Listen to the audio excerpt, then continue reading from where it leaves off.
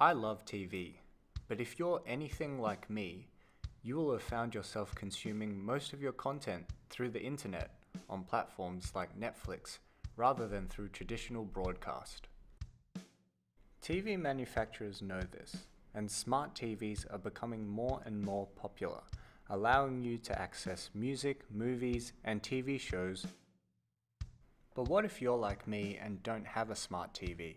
Perhaps you're still using an older TV or didn't want to pay the extra premium that comes with these devices. You could go for a Chromecast or buy another computer. But my solution is this. The Asus Tinkerboard, a single board computer. Think of it like a Raspberry Pi on steroids.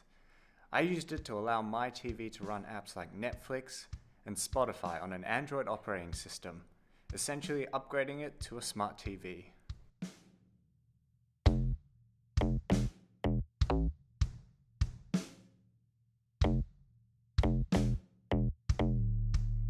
The Tinkerboard can be found for around $70 from Amazon, and with that you get what is actually quite a powerful device, featuring a quad-core processor clocked at 1.8 GHz, 2 GB of RAM, and built-in Wi-Fi and Bluetooth capabilities.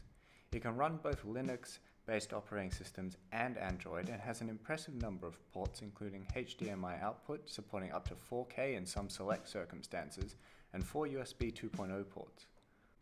Before we get started, there are a few more items that you will need that aren't included in the box. We need a keyboard and a mouse, and I would definitely recommend a wireless one, a USB charger supporting up to 2 amps, and a micro SD card to install Android on. The first step is to install Android on our micro SD using another computer.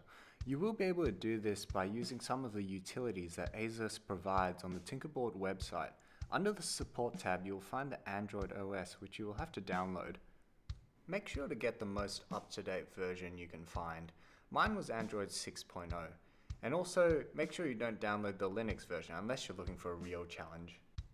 You will also need another program to load Android onto the micro SD card, and for this I used Win32 Disk Imager. After this, extract the Android operating system you just downloaded from Asus. Once the file is extracted, we can then use the Win32 Disk Imager to load the image onto the SD card. Open Win32 and select the extracted Android file that we want to load on, and then select the micro SD card as the target destination. Once Android is loaded on, we're now ready to boot up our Tinkerboard. Plug everything in and the Tinkerboard will power up once the micro USB power is plugged in.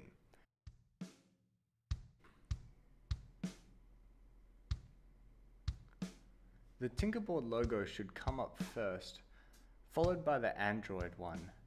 This can take a few minutes, but don't pull the power plug or it might mean you have to re-image the SD card again. Now we're in Android, but you will notice it's a bit different to Android on your phone or tablet. Most importantly, you will notice that there is no Google Play Store, which means you will have to download apps by finding the APK files online. I'm going to install Spotify, Facebook, and Netflix. You can find these by simply Googling the name of the app, followed by APK, and then usually the first few options will be the ones you need. Unfortunately, the newest version of the Netflix app won't work because the Tinkerboard runs an older version of Android. Netflix does keep an older version of the app available for download, and that will be the one I'm using today. We can install the apps from the download window, and once that's done, we can start browsing Netflix.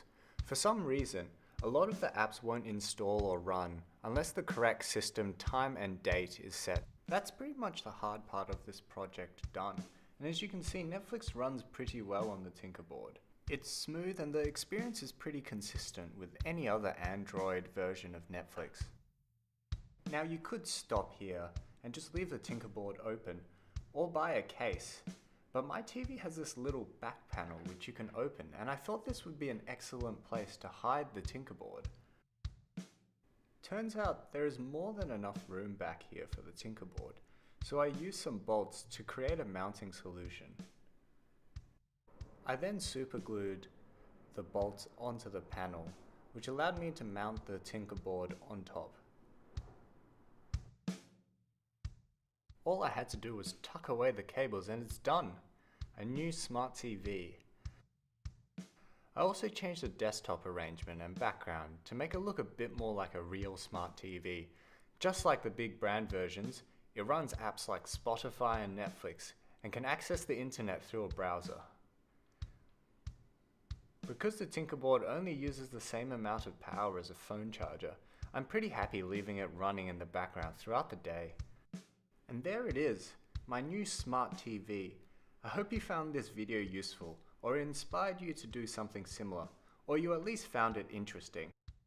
If you enjoy this sort of content, please like and subscribe because you don't want to miss our next video, which I am in the process of making right now.